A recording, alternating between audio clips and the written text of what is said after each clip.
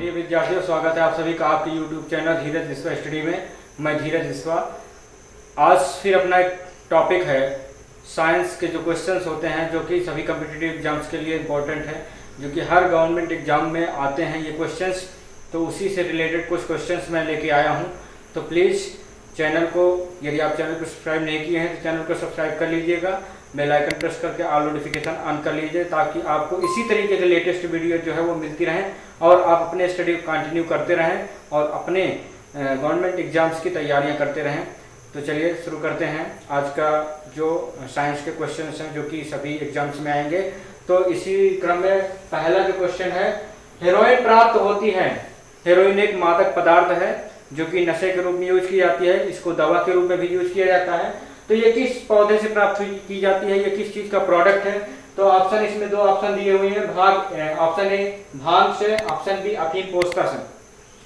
तो देखिए, भांग से तो नहीं प्राप्त होती है, लेकिन हेरोइन जो है वो प्राप्त होती है अफीम पोस्ता से। अफीम की खेती की जाती है, ये खेती मध्य प्रदेश और दूसरे राज्यों में की जाती है। नेपाल वगैरह में ज़्यादा इसकी खेती की जाती है। नेपाल में तो शायद लीगल भी है अफीम की खेती करना, लेकिन अपने इंडिया में इलीगल है। लेकिन अफीम से ही पोस्ता प्राप्त किया जाता है और अफीम पोस्ता से ही हेरोइन प्राप्त होती है। तो इस तरीके से हेरोइन प्राप्त होती है अफीम पोस्ता से। ये आपका क्वेश्चन हो गया। क्वेश्चन नंबर 2 है, शीतल पेय जैसे कोला में पर्याप्त मात्रा में होती है। जितने भी कोल्ड ड्रिंक्स होते हैं उनमें एक तत्व होता है जो पर्याप्त मात्रा में पाया जाता है। वो कौन सा तत्व है? तो ऑप्शन ए है कैफीन, ऑप्शन बी है टैनिन की। तो जितने भी कोल्ड ड्रिंक्स वगैरह होते हैं या कॉफी जो पेय पदार्थ होता है उसमें जो है कैफीन की मात्रा बहुत अधिक मात्रा में पाई जाती है। और कैफीन एक तरीके का नशा होता है जो कि जैसे कि हम लोग चाय नहीं पीते हैं या कॉफ़ी नहीं पीते हैं तो उसमें क्या होता है, कुछ समय बाद हमें उलझन सी महसूस होने लगती है, तो वो कैफीन की वजह से होता है। तो इस तरीके से शीतल पेय जैसे कोल्ड ड्रिंक्स वगैरह में कैफीन पर्याप्त मात्रा में पाई जाती है। क्वेश्चन नंबर 3 है, जंतु कोशिका में क्या अनुपस्थित होता है? जंतु कोशिका मतलब दो प्रकार के एनिमल किंगडम्स होते हैं एंड प्लांट किंगडम्स होते हैं। तो उसमें जंतु जो कोशिका है उसमें क्या अनुपस्थित होता है? जंतु कोशिका हम लोग जानते हैं कि संपूर्ण मानव जाति या संपूर्ण जंतुओं का शरीर जो है असंख्य कोशिकाओं से मिलकर बना होता है। तो उनकी कोशिकाओं में क्या अनुपस्थित होता है? तो देखिए, जंतु कोशिका में केंद्रक तो सब में होता है, जंतु कोशिका में भी, पादप कोशिका में भी, लेकिन जो सेलुलोज की कोशिका भित्ति होती है वो जंतु कोशिकाओं में नहीं पाई जाती है। ये सेलुलोज की कोशिका भित्ति जो है पादप कोशिकाओं में पाई जाती है, क्योंकि सेलुलोज जो होता है ये पेड़ पौधों में ही प्राप्त किया जाता है। जंतुओं में सेलुलोज की कोशिका भित्ति नहीं पाई जाती है। तो इस तरीके से ऑप्शन बी है करेक्ट है। क्वेश्चन नंबर 4 है, पर्णहरित पाया जाता है। पर्णहरित का मतलब होता है क्लोरोफिल, और हम जानते हैं क्लोरोफिल की वजह से ही पेड़ पौधे पत्तियों का रंग जो होता है वो हरा होता है। तो क्लोरोफिल एक बहुत ही इंपॉर्टेंट पिगमेंट्स होता है, वर्णक होता है, जिसकी वजह से पत्तियों का रंग हरा होता है। और क्लोरोफिल की उपस्थिति के कारण ही पेड़ पौधे जो है अपना भोजन स्वयं बना पाते हैं प्रकाश संश्लेषण की क्रिया द्वारा। इसलिए पेड़ पौधों को प्रोड्यूसर बोला जाता है, उत्पादक बोला जाता है, और जंतुओं को उपभोक्ता बोला जाता है। जंतुओं को इसलिए उपभोक्ता बोला जाता है क्योंकि जंतु जो है पेड़ पौधे द्वारा बनाए गए भोज्य पदार्थों पर ही निर्भर होते हैं। तो पर्णहरित कहाँ पाया जाता है? पर्णहरित जो है पाया जाता है हरित लवक की ग्रेना में। हरित क्लोरोप्लास्ट इसको कहते हैं, हरित लवक को। तो पेड़ जो पत्तियां होती हैं उसमें क्लोरोप्लास्ट पाया जाता है। उस क्लोरोप्लास्ट का एक ग्रेना होता है, एक हिस्सा होता है, उसी में क्लोरोफिल पाया जाता है। तो इस तरीके से क्लोरोफिल पाया जाता है हरित लवक के ग्रेना में। ऑप्शन बी करेक्ट है। क्वेश्चन नंबर 5 है, निम्नलिखित कार्बनिक पदार्थों में से कौन सा प्रकृति में सर्वाधिक मात्रा में पाया जाता है? इसमें ये देखिए, option A glucose, option B cellulose. इसमें से कोई एक पदार्थ है जो कि प्रकृति में सर्वाधिक, मतलब नेचर में प्रकृति में सर्वाधिक मात्रा में पाया जाता है। तो वो कौन सा पदार्थ है? तो वो है सेलुलोज। सेलुलोज हम जानते हैं कि पेड़ पौधे जितने भी होते हैं, पूरी दुनिया हरी भरी है, तो पेड़ पौधों में उनका जो सबसे मेन कंपोनेंट्स होता है, सबसे मेन इंपॉर्टेंट कंपोनेंट, मेन तत्व जो होता है उनमें पाया जाता है सेलुलोज। तो सेलुलोज जो है प्रकृति में सबसे ज्यादा पाया जाने वाला पदार्थ होता है। इस तरीके से ऑप्शन बी जो है वो करेक्ट है। क्वेश्चन नंबर 6 है, इबोला वायरस का नाम लिया गया है। इबोला वायरस एक है। इबोला वायरस की वजह, इबोला वायरस जो है वो दक्षिण अफ्रीका में अभी 2 साल पहले पाया गया था। इबोला की वजह से जो गर्भवती महिलाएं हैं उनका जो बच्चा होगा, उसका जो बच्चे का सिर होगा वो काफी छोटा होगा। तो ये एक बहुत ही खतरनाक वायरस है। तो ये जो है दक्षिण अफ्रीका में पाया जाता है। लेकिन ये किस, मतलब किसके नाम पे रखा गया, शहर के नाम पे रखा गया या नदी के नाम पे? तो दक्षिण अफ्रीका में जो है इबोला नाम की एक नदी है, तो नदी के नाम पे जो है इबोला वायरस का नाम रखा गया है। इस तरीके से ये आपका कंप्लीट हो जाता है। चलिए देखते हैं नेक्स्ट सेंटेंस। क्वेश्चन नंबर 6 है, पपीते में पीले रंग का कारण क्या है? देखो पपीता जब शुरू में क्या होता है, हरा होता है, लेकिन जब पपीता पकता है तो उसका रंग कैसा हो जाता है, पीला हो जाता है। तो पीला किस पिगमेंट की वजह से होता है, किस वर्णक की वजह से पपीते का रंग पीला हो जाता है पकने के बाद? तो इसमें दो ऑप्शन दिए हुए हैं, पहला ऑप्शन है कैरोटीन, दूसरा बी नंबर है ऑप्शन कैरिका जैंथिन।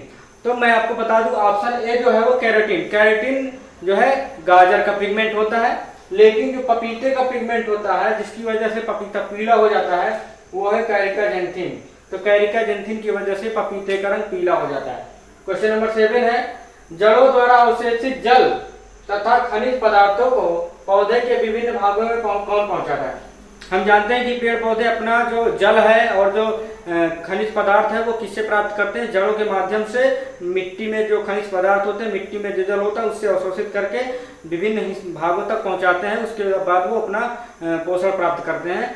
तो वो कौन सा ऐसा अंग है जो कि मतलब जल को और खनिज पदार्थों को पौधे के विभिन्न अंगों तक पहुंचाता है?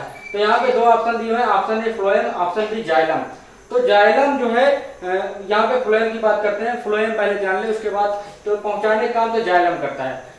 जो जाइलम होता है, जाइलम संवहन ऊतक, जैसे मनुष्य में क्या होता है, धमनियाँ होती हैं, शिराएं होती हैं, तो धमनियाँ जो है वो शुद्ध रक्त जो है शरीर के सभी अंगों तक पहुंचाती हैं, और वाहिनियाँ जो है अशुद्ध रक्त जो है हार्ट तक ले आती हैं। लेकिन उसी तरीके से पेड़ पौधों में भी है कि वो खनिज पदार्थों को, जल को जो है पौधे के विभिन्न भागों तक कौन पहुंचाता है? जाइलम से जल। अब इसको याद करने का मैं एक तरीका बता देता हूँ। यहाँ पे जल दिया हुआ है, जल पहुंचाने का, तो जल और जाइलम दोनों मैच कर रहे हैं ना, तो आप हमेशा याद रखिए कि जाइलम, जल को पहुंचाने का काम कौन करता है? जाइलम संवहन ऊतक करते हैं। और फ्लोएम का क्या होता है? फ्लोएम जो होता है, पेड़ पौधे जब प्रकाश संश्लेषण की क्रिया द्वारा भोजन बनाते हैं तो उस भोज्य पदार्थ को जो है मतलब पौधे के विभिन्न अंगों तक पहुंचाने का काम जो करता है वो फ्लोएम संवहन ऊतक करती है। ठीक है, तो ये भोजन पहुंचाने, फ्लोएम माने फूड, आप इससे याद कर सकते हैं, फूड पहुंचाने का काम फ्लोएम करता है, जल पहुंचाने का काम जाइलम करता है।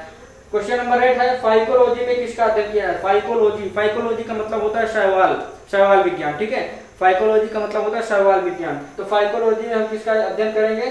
शैवालों का अध्ययन करते हैं। ठीक है, और माइकोलॉजी में कवकों का अध्ययन करते हैं। तो यहाँ पे फाइकोलॉजी दिया गया था, तो फाइकोलॉजी का मतलब होता है शैवालों का अध्ययन, और माइकोलॉजी का मतलब होता है कवकों का अध्ययन। तो ऑप्शन नंबर ए जो है ये करेक्ट है। नेक्स्ट क्वेश्चन है, हरे शैवाल कैसे पादप है? जो हरे शैवाल होते हैं, शैवाल जो है वो भोज्य पदार्थों के रूप में भी काम आते हैं और दवाओं के रूप में भी उपयोग किया जाता है। जब अंतरिक्ष यात्री जाते हैं तो वहाँ पे उनके यान में एक हौज होता है, टैंक होता है, उस टैंक में वो नील हरित शैवाल को जो है उसको उगा लेते हैं, उससे अपना वहाँ पे प्रोटीन वगैरह प्राप्त करते हैं। तो उसी तरीके से हरे शैवाल जो होते हैं वो स्वपोषी होते हैं या परपोषी होते हैं। तो इसमें हरे शब्द दिया हुआ है, मतलब जो भी पेड़ पौधे या जिन पेड़ पौधों की पत्तियां हरी होंगी वो जो है उनमें क्लोरोफिल पाया जाएगा। क्लोरोफिल की वजह से पेड़ पौधे पत्तियों का रंग हरा होता है और इसी क्लोरोफिल की वजह से पेड़ पौधे जो है भोजन बनाने में समर्थ हो पाते हैं। तो हरे शैवाल कैसे पादप है? स्वपोषी होंगे। क्यों स्वपोषी होंगे? क्योंकि हरे शैवाल जो है अपना भोजन स्वयं बना लेते हैं, अपना पोषण स्वयं कर। स्वपोषी का मतलब अपना पोषण स्वयं करने वाला। तो हरे शैवाल कैसे होते हैं? स्वपोषी होते हैं। इसी प्रकार से जितने भी हरे पेड़ पौधे होते हैं वो सब स्वपोषी होते हैं। और जैसे पत्ती देखिए, पेड़ पौधों की पत्तियां जब पीली होकर गिर जाती हैं, पीला जब हो जाती है ना, तब उनमें ये जो है क्लोरोफिल खत्म हो जाता है। क्लोरोफिल खत्म हो जाता है तो वो जो है पेड़ पौधे भोजन बनाने में पेड़ की हेल्प नहीं करते हैं और वो सूख के गिर जाते हैं। तो इस तरीके से ऑप्शन ए सही है। क्वेश्चन नंबर 10 है, वायरस का बाह्य आवरण किसका बना होता है? मान लो ये वायरस है, वायरस का के ऊपर का जो खोल होता है वो किस चीज का बना होता है? तो वायरस का जो बाहरी आवरण होता है वो प्रोटीन का बना होता है, न्यूक्लिक प्रोटीन होता है, उसका बना होता है। तो इस तरीके से ऑप्शन ए जो है ये करेक्ट है। इस तरीके से आपका ये बायोलॉजी का आज का जो ऑल कॉम्पिटिटिव एग्जाम का क्वेश्चन है वो कंप्लीट हो गया है। तो मेरे साथ जुड़े रहने के लिए, और यदि आप चैनल को सब्सक्राइब नहीं किए हैं, चैनल को प्लीज़ सब्सक्राइब करके बेल आइकन प्रेस कर लीजिए। और इसी तरीके से मैं आपको ज्ञानवर्धक वीडियोस देता रहूँगा, तो आप से ये रिक्वेस्ट है कि आप वीडियो को पूरा देखा करें और दूसरे लोगों को भी देखने के लिए प्रेरित करें। वीडियो को अधिक से अधिक शेयर करें, लाइक करें किया करें और कमेंट्स जरूर करें, बताएं कि कैसा लग रहा है आपका ये वीडियोज़ वगैरह। तो इसी के साथ मिलते हैं अगले वीडियो में। जय हिंद।